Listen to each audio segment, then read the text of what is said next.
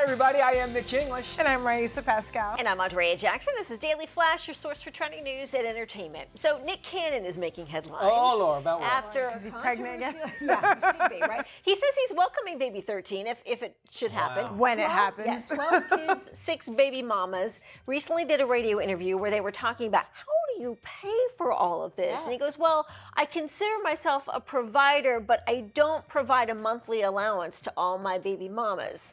Meaning he just pays for whatever they need at the time. So none of them are. There's no child support like regular. No. So they don't know how much they're, but they go, hey, I need to get some diapers or whatever. Yes. Then He considers himself a provider even though he doesn't give all of his baby mamas a monthly allowance. Stipend. Yeah. That's basically a what it stipend, is. yeah, right? Really what it is, right? So I don't know whether these women got involved with him because they thought they would get some sort I have to imagine they knew what they're, because you could go to court for 6 women to not take them to court for child support. There's some kind of agreement going on. I guarantee an accountant and a lawyer came up and was like, listen, when referring to giving money, it's not an allowance.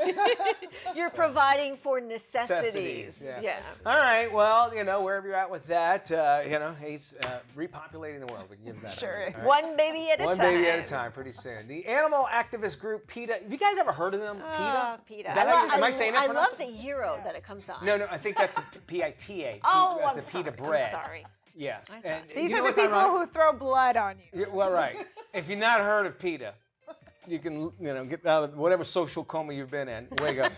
Anyway, they've actually have condemned the death of a horse that was on the set of Prime Video's The Lord of the Rings, Rings of Power. Now, everybody would do just the same as well, but Amazon released a statement saying, quote, "We're deeply saddened to confirm that a horse died of cardiac arrest. The incident took place in the morning prior to rehearsals. Both a veterinarian and a representative of the American Humane Society were present at the time." Close quote.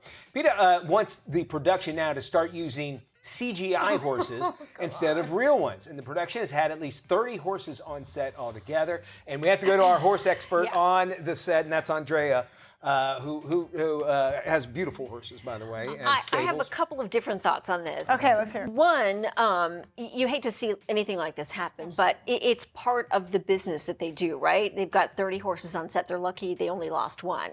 It's a certain job that provides a lot of people with employment. They're horse wranglers, they're horse trainers, there's veterinarians, exactly. So in that respect, if you decide to eliminate all those jobs altogether and just put in CGIs, you're also eliminating a lot of income for other people. And nobody wants to see an animal get hurt on set, right? Exactly. Everybody would be. Everybody's upset about it. It was even before rehearsals, so something could have happened. I mean, and they're live animals, and so something can inevitably, just other humans, Right. Doesn't mean they were being abused on the set of the film. Sometimes they're better taken care of than most of the humans on set. The other thing I have about PETA is where were they when the dozen whales washed up and beached themselves on the shores of New Jersey while they're building a wind farm off the coastline there? That's a very good point. And there's no outrage from them in that point. And I just don't understand, why are you selectively outraged? Because it's propaganda. Basically, this gives them an opportunity, and that's what they do. Listen, they're very well organized as far as getting their message across. And I'll hand them that, but sometimes I think they go a little too far.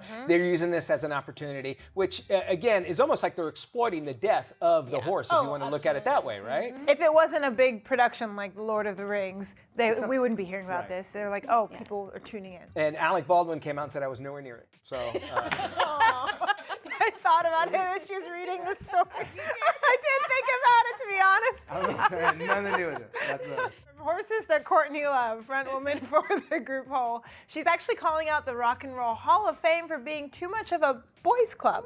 She took to social media to share her opinion, saying there are 719 inductees to the Rock and Roll Hall of Fame, and get this, only 61 are women. That's just 8%.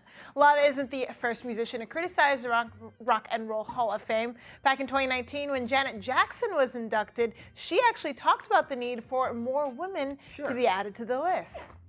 You also have to look at history and think how the timeline that women were more prominently in music versus men. Yeah, you have to be in the industry for a while. That's a very good point. Isn't it 20 years? Something along those lines. So their first #1 hit from that point. We got more Flash, more fun coming up.